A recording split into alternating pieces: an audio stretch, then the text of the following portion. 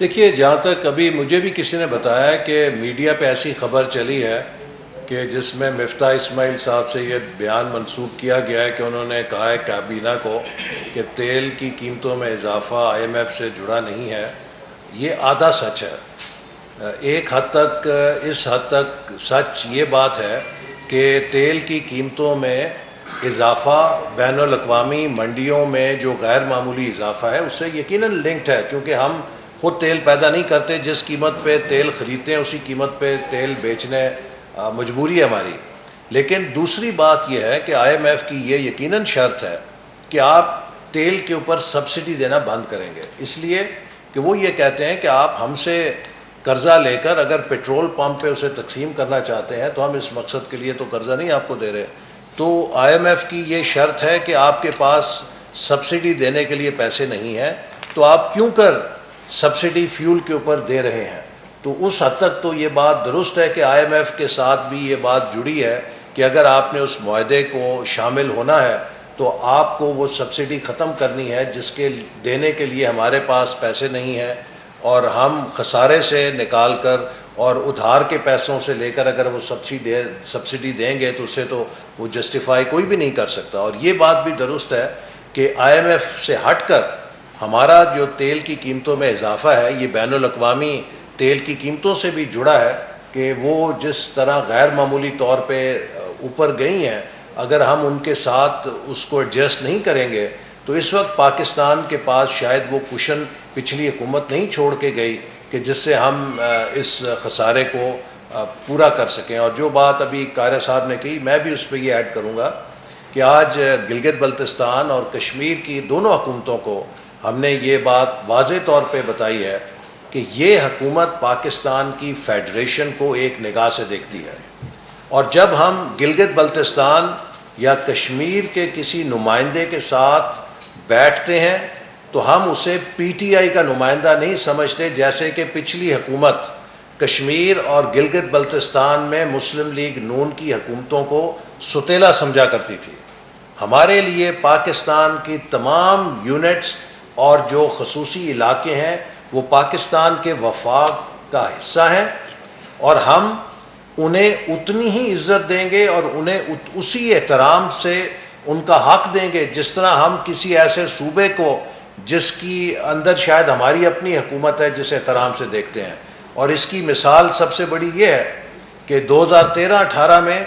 جب PTI کا دھرنا تھا، پرویز خٹک صاحب وزیر اعلیٰ تھے، وہ شام کو ہمارے خلاف تقریر کرتے تھے، لیکن جب وہ دفتر میں ہمارے پاس اپنے صوبے کے وزیر اعلیٰ کے طور پہ آتے تھے ہم انہیں اسی احترام سے ملتے تھے اور ان کی بات پر عمل کرتے تھے جیسے ہم وزیر اعلیٰ پنجاب یا وزیر اعلیٰ سندھ کی بات کو سنتے تھے. تو یہ حکومت اس وقت ایک ایسے حالات میں ہے کہ ہم سب کو یہ کہیں گے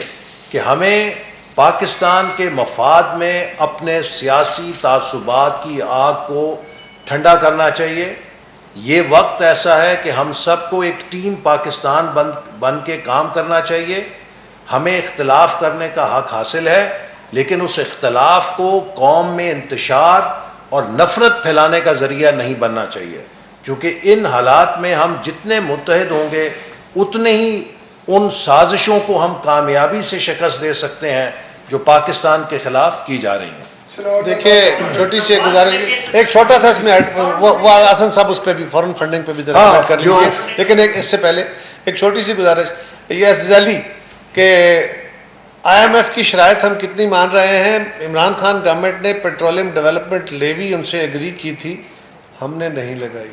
اس کے باوجود کہ بہت سارے دباؤ ہیں، جتنا ممکن ہے عوام کے لیے ریلیف اس کے لیے کوششیں کی جا رہی ہیں. باقی لوگوں کو بھی اس پہ کنونس کیا جا رہا ہے، اور جو ہماری بساط سے باہر ہوتا ہے پھر وہ پاس آن کرنا پڑتا ہے. جو فورن فنڈنگ کیس ہے ہم امید کرتے ہیں کہ الیکشن کمیشن فوری طور پہ اس کا فیصلہ کریں گے، چونکہ یہ پاکستان کی تاریخ کا سب سے لمبا پینڈنگ کیس ہے جو پاکستان کے اندر سیاسی فراڈ پہ مبنی ہے. اوورسیز پاکستانی سے لینے والی رقوم میں بدترین بدعنوانی کی گئی ہے، ان سے پیسے ہتھیائے گئے، انہیں پرائیویٹ اکاؤنٹوں میں رکھا گیا، اور اوورسیز سے زیادہ یہ کیس ممنوع فنڈنگ کا ہے. ایسے ذرائع سے پیسہ لیا گیا جن کی پاکستانی آئین اور پاکستان کا قانون اجازت نہیں دیتا. غیر ملکی کمپنیوں سے، غیر ملکی اشخاص سے جو پاکستان سے دوستانہ تعلقات نہیں رکھتے، پاکستان دشمن لابیوں سے بھی پیسے آئے اس کیس کے ذریعے. وہ فنڈنگ آئی جو ہمارے آئین کے خلاف ہے، جو ہمارے قانون کے خلاف ہے، اور اسے لا کر چھپایا گیا. کروڑوں روپے جو ہیں وہ ڈکلیئر نہیں کیے گئے، اور یہ سب کھیل عمران خان صاحب کے دستخطوں کے ساتھ ہوتا رہا. اور وہ شخص سپریم کورٹ سے صادق اور امین ہونے کا سرٹیفکیٹ ثابت کر رہا ہے کہ جس نے کروڑوں روپے کی چوری کی اس کیس کے اندر، ممنوعہ فنڈنگ اور فورن فنڈنگ کے اندر. لہذا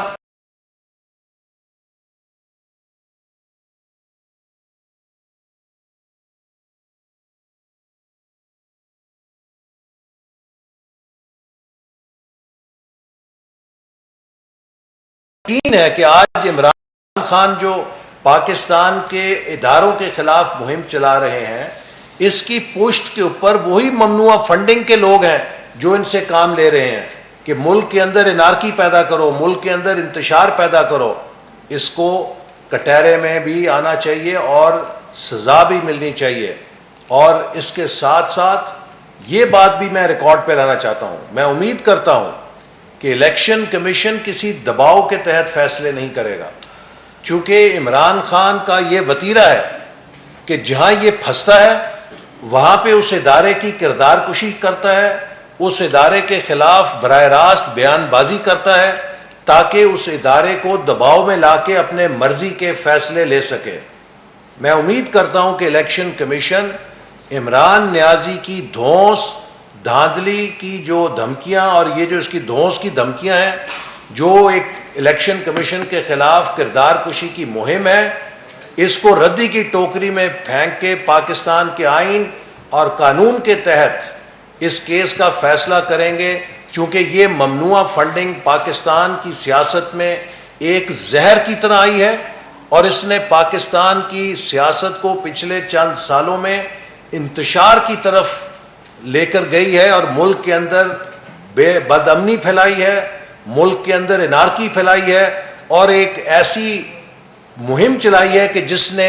عوام کا ہر ادارے کے بارے میں جو اعتماد ہے اس کو ہلانے کی کوشش کی ہے، کردار کشی کی گئی ہے. یہ ایک بہت بڑا گھنونا کھیل ہے جو اس ممنوعہ فنڈنگ کے ساتھ ملک میں عمران خان نے کھیلا ہے، اور اس کو اب اس کی سزا ملنی چاہیے. اس کی دھونس کی دھمکیاں ہیں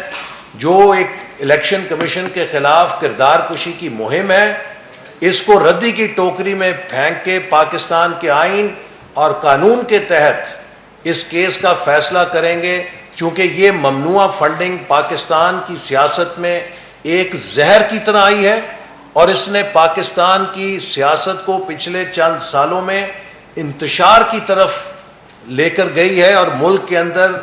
بد امنی پھیلائی ہے، ملک کے اندر انارکی پھیلائی ہے، اور ایک ایسی مہم چلائی ہے کہ جس نے عوام کا ہر ادارے کے بارے میں جو اعتماد ہے اس کو ہلانے کی کوشش کی ہے، کردار کشی کی گئی ہے. یہ ایک بہت بڑا گھنونا کھیل ہے جو اس ممنوعہ فنڈنگ کے ساتھ ملک میں عمران خان نے کھیلا ہے، اور اس کو اب اس کی سزا ملنی چاہیے.